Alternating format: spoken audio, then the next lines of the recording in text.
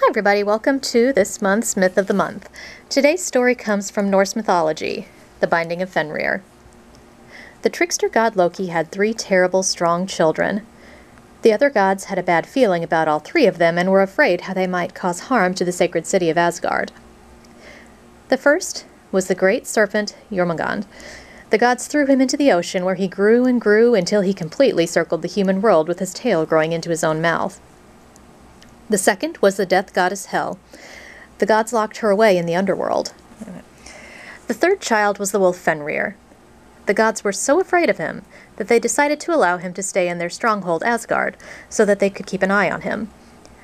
Odin the All-Father hoped that they could tame Fenrir by having him living among the gods and seeing the good they could do.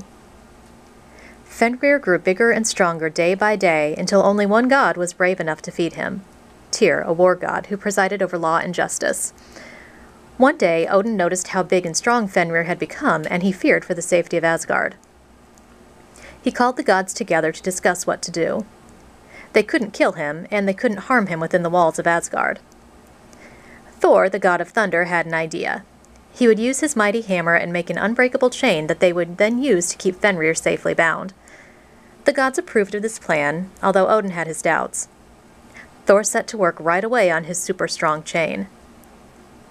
The gods gathered the next day, and Thor presented his chain to Fenrir. He told the wolf that he was challenging him to a test of strength. If Fenrir could break the chain Thor had made, it would show everyone just how strong he was. Fenrir allowed himself to be bound by the chain.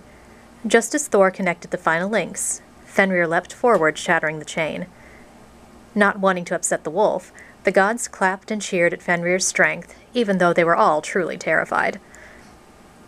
Thor was disappointed that his chain didn't hold, but he didn't give up.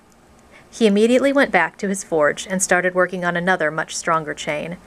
He worked 3 days and 3 nights without rest. The other gods stopped by to cheer him on and offer encouragement. Finally, the chain was complete.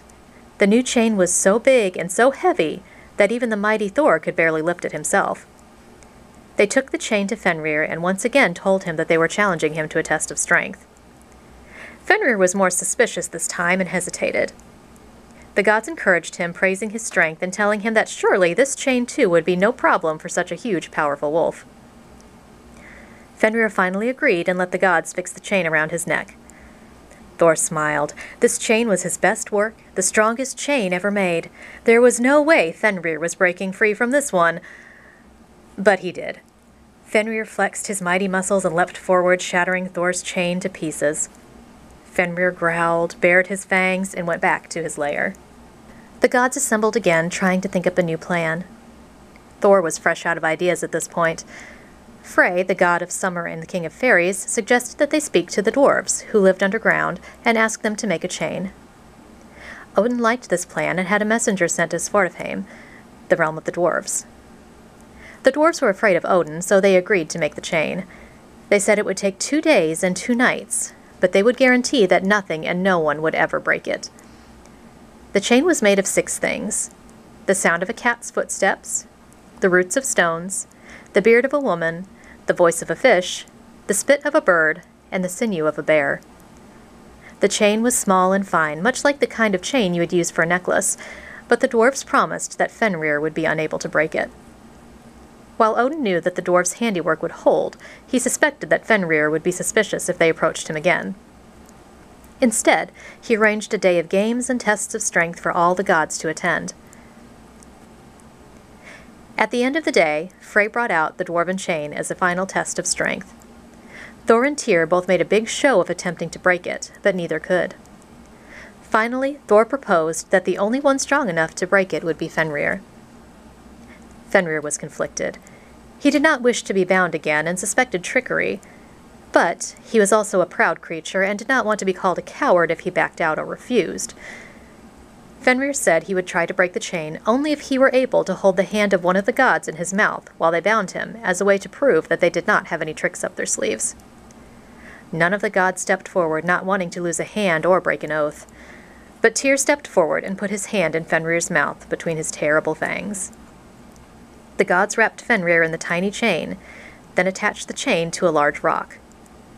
Fenrir flexed and pulled and leapt as hard as he could, but he was unable to break the dwarf's chain. Furious, he chomped down on Tyr's hand and swallowed it whole. While Tyr had lost his hand, the gods were able to live in peace once more.